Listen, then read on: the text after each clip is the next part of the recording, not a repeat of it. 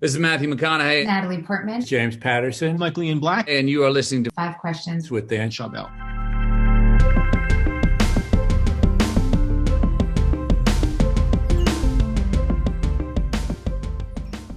Kate, welcome to Five Questions. Oh, thank you for having me. How did growing up with chronic pneumonia draw you to read books? Oh, it's a great question. And, if you go back and you look at it's a theme that runs through a lot of writers' lives, that they were sick a lot as kids. And so you learn to live in your head. And books. So you start telling yourself stories. You live in books in a different way. I missed so much school. My mother was a teacher, and she would go off to teach, and I would be home alone. We didn't have a TV. I would read. And so in a strange way, all that sickness gave me this great gift of my imagination. I think the one common thing with successful people, especially those in the, I guess, media and entertainment business, is they look for outlets, right? Whether they are being bullied, whether they're sick, whether they're experiencing some sort of trauma, typically they lean into their craft, which, becomes their craft and then eventually their career because of that. Yeah. And if you can turn it into a story, then it becomes something that gives something not only to you, it makes sense out of what happened to you, but it can help make sense out of things for somebody else too. So all of my books were rejected by every publisher except one each time. Each one has a different publisher, actually. And the first one I didn't even get an agent for because I was rejected by 70 out of 70 agents. In fact, the funny thing is the last agent that was somewhat interested in representing me found out that I was a Red Sox fan or from Boston and was like, no, I'm a Yankees fan. That was his joke, at least. I'm not really sure exactly why. But how did you received 473 rejection letters? How did that motivate you? It actually, and when I say that number in front of kids, they can't believe it. And I always have like a stutter of disbelief too. And I wonder with them, like, what is it that made me keep going? But, this is the thing is like, I didn't start writing until I was 30. And I knew for a long time before that I wanted to do it. And by the time I sat down and actually started to do it, I had figured out that it depended on, yes, there's luck. Yes, there's talent, but the most important thing was within my control. And that was like to do the work and to send the work out into the world. And so the rejection letters were hard, but they were also a validation that I was doing what I could do. And so in a weird way, they kept me going. And sometimes there were rejection letters, about this too, that would say something that was kind, or would say, try us again.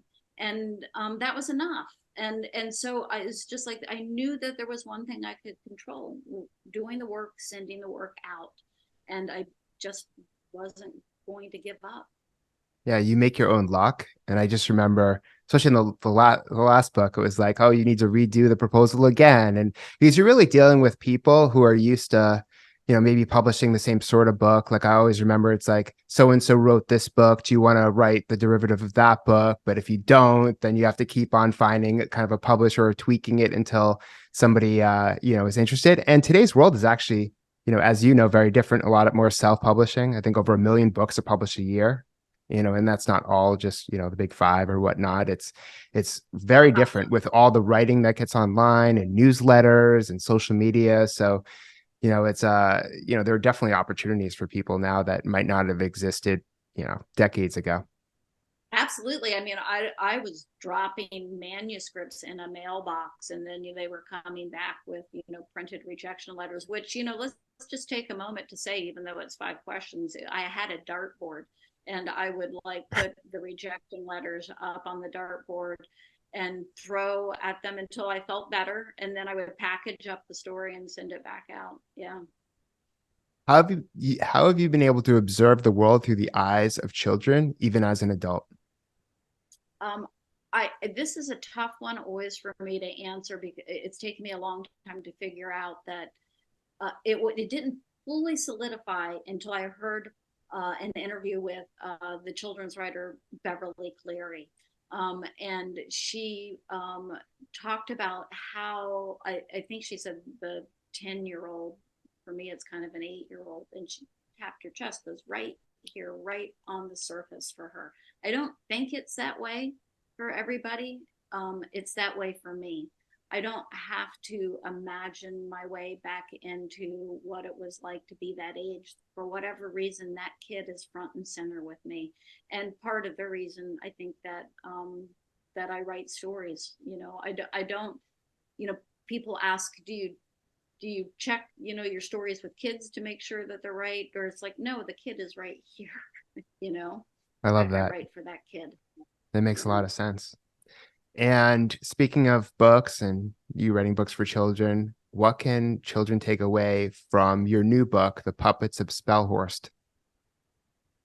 Well, this is, as you know, that it's not out in the world yet, and this is always a very interesting time for me. So we're about a month away from it being published, and what happens for me now is that I talk to people who have read it, and I find out what they make of the book, and then I can figure out what the book is about.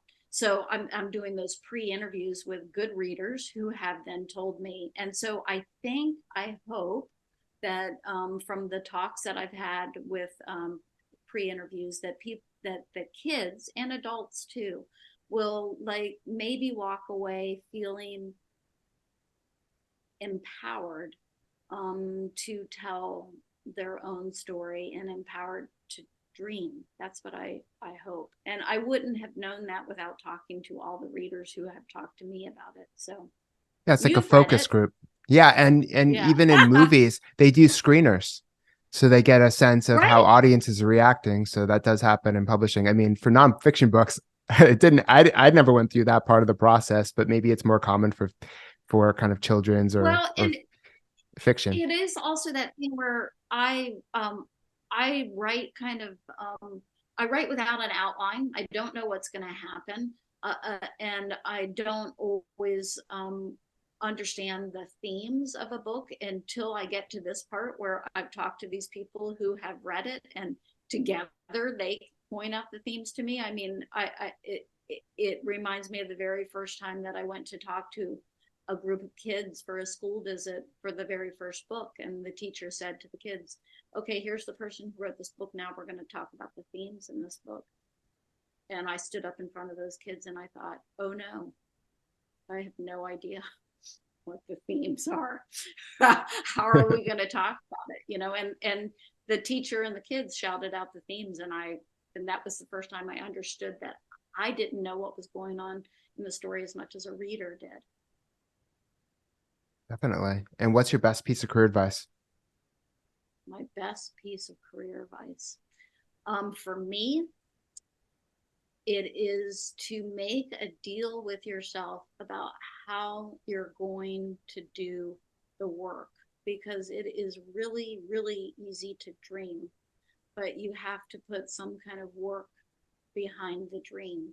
And it took me a long time to figure out that it's easier to do the work than it is to talk about doing the work.